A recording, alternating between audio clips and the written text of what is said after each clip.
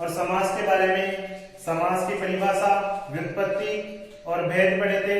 और भेदों में अपन अव्ययभाव समास पढ़ रहे थे। अव्ययभाव समास में जैसा कि अपन ने देखा था 16 अर्थों में होता है, उनमें से अपन ने 5 अर्थ पढ़ लिए थे। और आज देखते हैं छठवां अर्थ। छठवां अर्थ है समृद्धि। समृद्धि अर्थ में शु अव्यय का प्रयोग, शु अव्यय का प्रयोग। समृद्धि का अर्थ होता है संपन्नता, तो संपन्नता के अर्थ में सु अव्यय का प्रयोग अपन को करना है। जैसे भारतस्य समृद्धि, भारत की समृद्धि। समृद्धि अर्थ में सु अव्यय का प्रयोग, तो अव्यय का प्रयोग पहले करना है सु। मूल शब्द क्या है? भारत। और भारत शब्द के अंत में क्या आ रहा है? ए आने के कारण इसमें क्या हो जाएगा? अम। पूरा पद क्या बन जाएगा अपने पास? सुभारतम। जैसे है आर्या नाम समृद्धि, आर्यों की समृद्धि, संपन्नता। समृद्धि अर्थ में सु अव्यय का प्रयोग करना है। मूल शब्द है आर्य, मूल शब्द आर्य हो गया। लास्ट में आ रहा है ए आने के कारण क्या हो जाएगा? अम। सु प्लस आर्यम। अब यहां आ रहा है ऊ के बाद में आ, ऊ के बाद में आ आने के कारण यहां संधि होगी, और वो भी यण संधि। ऊ के स्थान पे हो जाएगा वह, तो ये से रह जाएगा आधा, से वह, और वह में मिल जाएगा आ, स्वा, और ये यम। पूरा पद बनेगा स्वार्यम।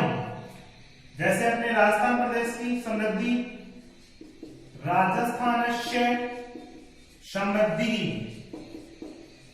राजस्थान की समृद्धि। समृद्धि अर्थ में सु अव्यय का प्रयोग। मूल शब्द है राजस्थान, राजस्थान। लास्ट में आ रहा है ए, इसलिए हो जाएगा अम। पूरा पद बन गया सुराजस्थानम। इस प्रकार से अपना छठवां अर्थ समृद्धि कंप्लीट हुआ। समृद्धि अर्थ में सु अव्यय का प्रयोग करना है। अब देखते हैं सातवां अर्थ।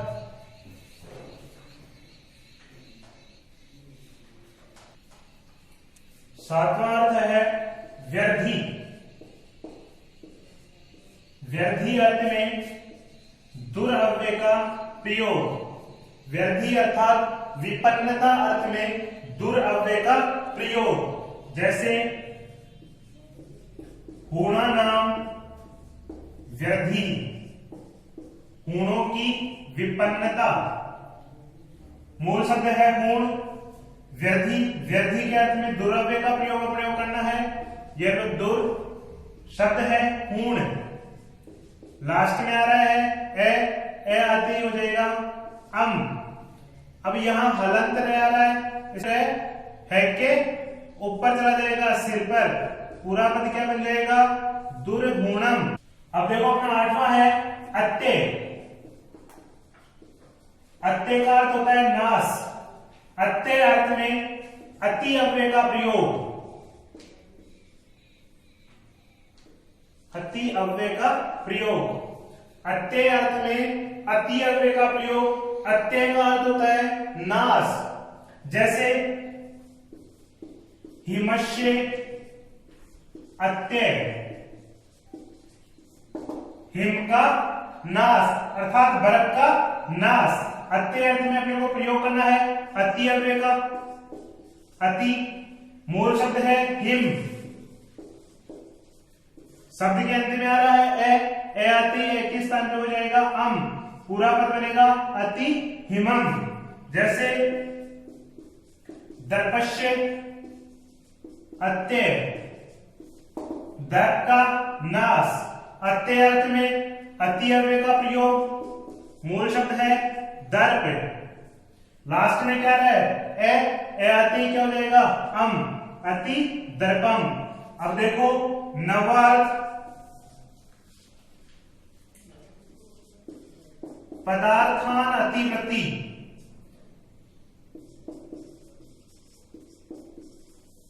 पदार्थान अतिवृत्ति अर्थ में यथा अव्यय का प्रयोग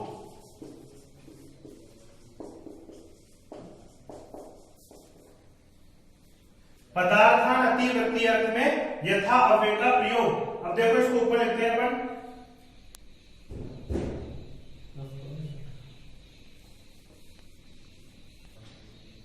पदार्थान अतिवृत्ति का अर्थ होता है अनुसार। और एक बात और कीजिए इसमें, पदार्थान अतिवृत्ति पद के लिए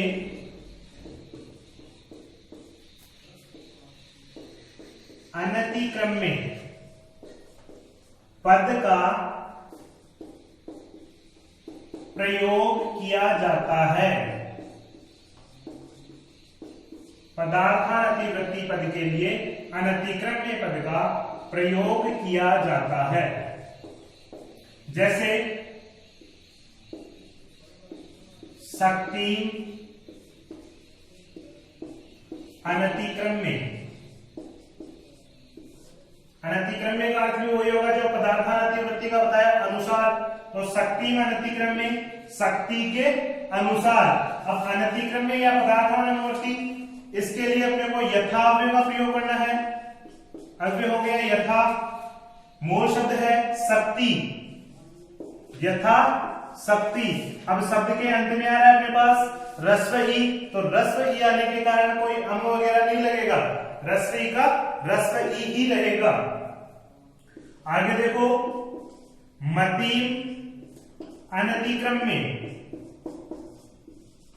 मति के अनुसार, मति अनतिक्रम में मति के अनुसार, अनतिक्रम में अर्थ में यथाव्यय का प्रयोग, मूल शब्द है मति, तो मति का मति ही रहेगा, पूरा पद बनेगा यथा मति।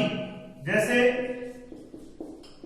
संभवम अनतिक्रम में,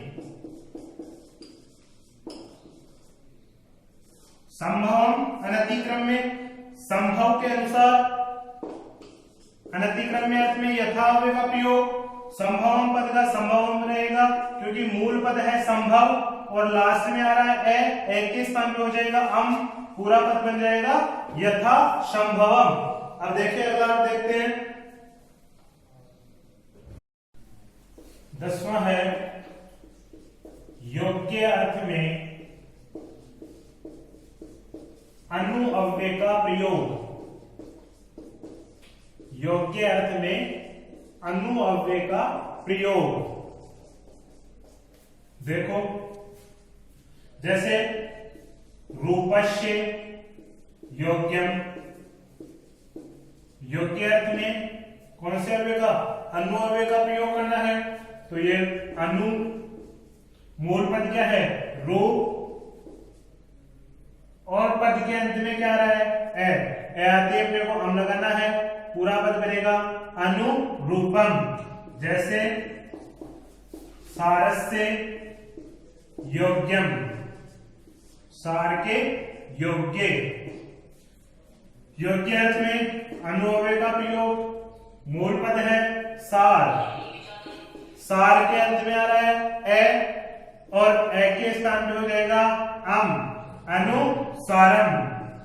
जैसे गुणस्य योग्यम, योग्यम अर्थ में वही अनुअव्यय का प्रयोग और मूल पद है गुण, पूरा बन जाएगा अनुगुणम।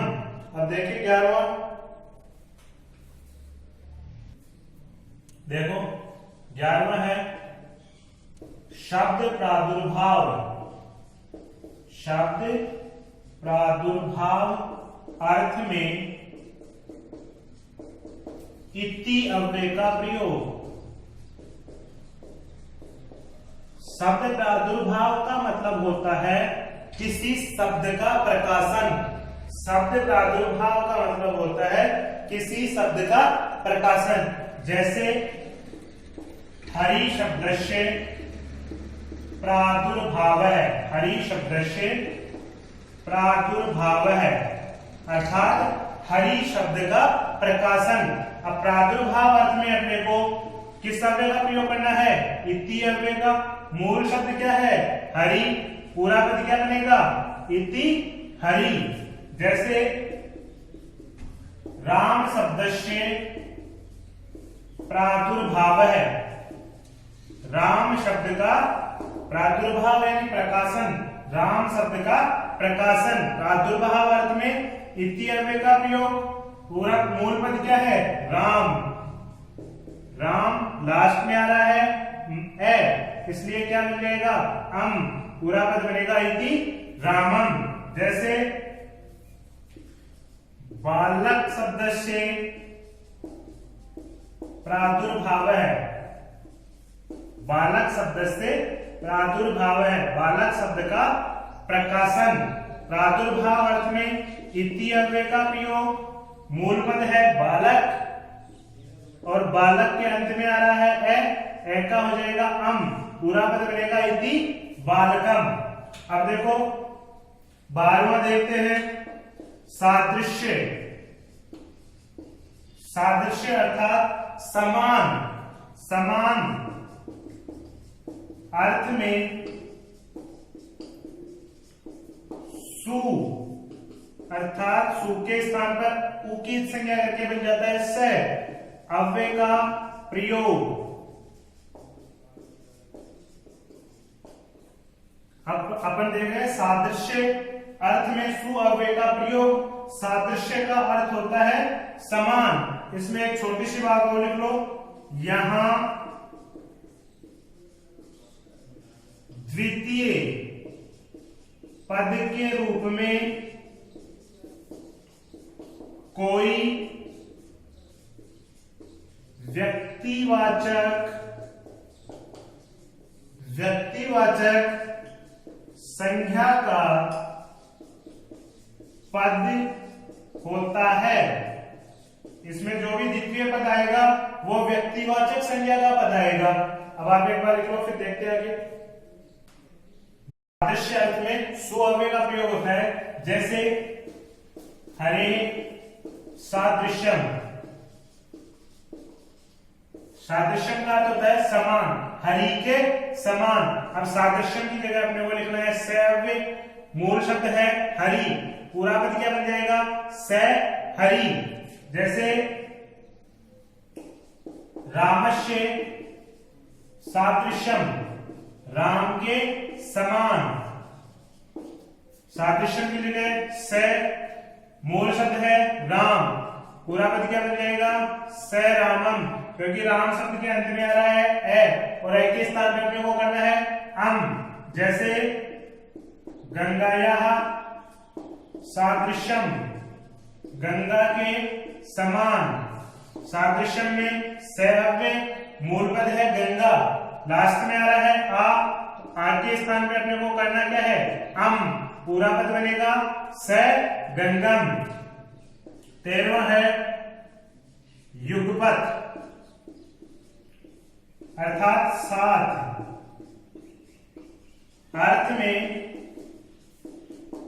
सु अर्थात स अव्यय का प्रयोग। अपन ने पहले भी पढ़ा है स अव्यय, यहां भी पढ़ा है और यहां भी वही स अव्यय है, लेकिन यहां द्वितीय पद के रूप में कोई जातिवाचक या भाववाचक संख्या का पद आता है। अपन ने सादृश्य में पढ़ा, सादृश्य में देखो पूरे के पूरे व्यक्तिवाचक संज्ञा बता रहे हैं हरि, राम, गंगा, लेकिन अब पढ़ रहे हैं युगपत। युगपत अर्थात युगपत का अर्थ है साथ। यहां भी स अव्यय का प्रयोग होता है, लेकिन यहां द्वितीय पद के रूप में कोई या तो जातिवाचक पद आएगा या फिर भाववाचक संज्ञा का पद आएगा। जैसे मृत्युना युगपत, मृत्यु के साथ। अब देखो यहां मैंने तृतीय विभक्ति की है क्योंकि सात अर्थ में हमेशा तृतीय विभक्ति होती है। सात के सह, समम, साकम, सार्धम 4 शब्द होते हैं संस्कृत में और चारों के योग में ही हमेशा तृतीय विभक्ति होती है। तो मृत्यु ना युगपत, युगपत अर्थ में आप सव्य का प्रयोग करोगे और मूल शब्द है मृत्यु, पूरा पद क्या बन जाएगा? स मृत्यु। लास्ट में रस्व हुआ है इसलिए ना तो इसको चेंज करना है अम में और ना इसको दीर्घ में परिवर्तित करना है। दूसरा पद है परिवारेण युगपत, परिवार के साथ, पूरा पद क्या बन जाएगा? स परिवार, मूल शब्द है परिवार, लास्ट में आ रहा है ए के स्थान पे क्या हो जाएगा? अम, पूरा पद क्या बन जाएगा? स परिवारम। अब देखो अगला देखते हैं 14वां नंबर का। 14वां है साकल्य, अर्थ होता है संपूर्ण। साकल्य अर्थ में सु अर्थात वही स अव्यय का प्रयोग। फिर अपने पास स अव्यय आ रहा है, यहां देखो, यहां द्वितीय पद के रूप में, यहां द्वितीय पद के रूप में कोई वनस्पति सूचक शब्द आता है। यहां द्वितीय पद के रूप में कोई वनस्पति सूचक शब्द आता है। और एक बात और है, साकल्य शब्द को अपि अपरित्यज्य पद से दर्शाया जाता है। ये जो साकल्य शब्द है इसको अपि अपरित्यज्य पद से दर्शाया जाता है।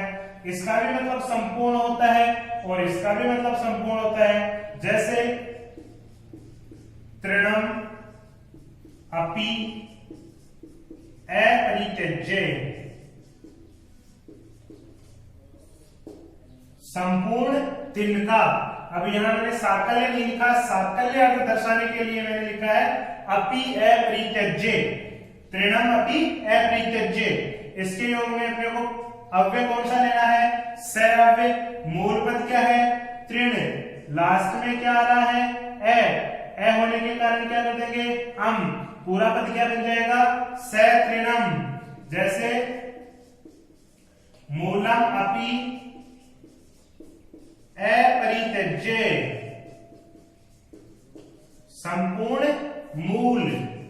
अपरित्यज्य के योग में स अव्यय का प्रयोग, मूल शब्द है मूल, अंत में क्या है? ए आने के कारण क्या कर देंगे? अम, पूरा पद बन जाएगा स मूलम। फलम अपि अपरित्यज्य, संपूर्ण फल। अपरित्यज्य के योग में स अव्यय का प्रयोग, मूल पद है फल, लास्ट में आ रहा है ए के स्थान पे अपन ने किया अम, पूरा पद बन जाएगा स फलम। अब देखो आगे,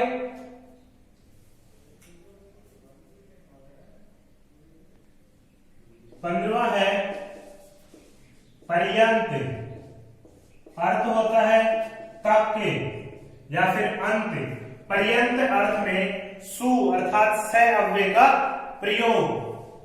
अब इसमें फिर वही सु या स अव्यय आ गया, तो एक छोटी सी बात और लिख लो, यहां द्वितीय पद के रूप में कोई ग्रंथ सूचक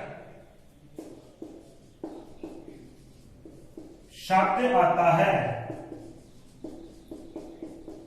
यहां द्वितीय पद के रूप में कोई ग्रंथ सूचक शब्द आता है।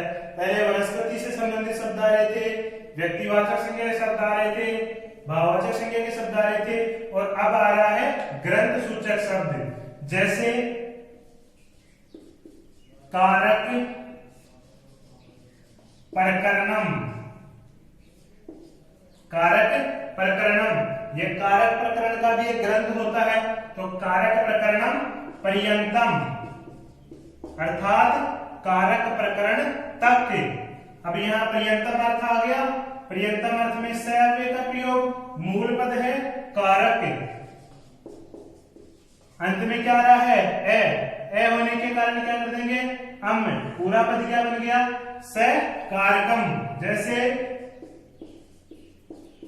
अग्नि ग्रंथ पर्यंतम, ग्रंथ आ गया, अग्नि ग्रंथ है, पर्यंतम अर्थ में वही स अव्यय का प्रयोग, मूल पद है अग्नि। अब यहां अंत में हम नहीं जोड़ना है क्योंकि ह्रस्व ई आ रहा है, और ये है स में ए मिला हुआ है, और यहाँ आगे भी ए है, तो यहाँ इनको ऐसे नहीं लिख सकते क्योंकि यहाँ संधि हो रही है, तो संधि होने के कारण ये पूरा पद बन जाएगा साग्नि, क्योंकि यहाँ दीर्घ स्वर संधि से ए और ए मिलकर के आ बन जाएंगे। जैसे रामायण ग्रंथ पर्यंतम,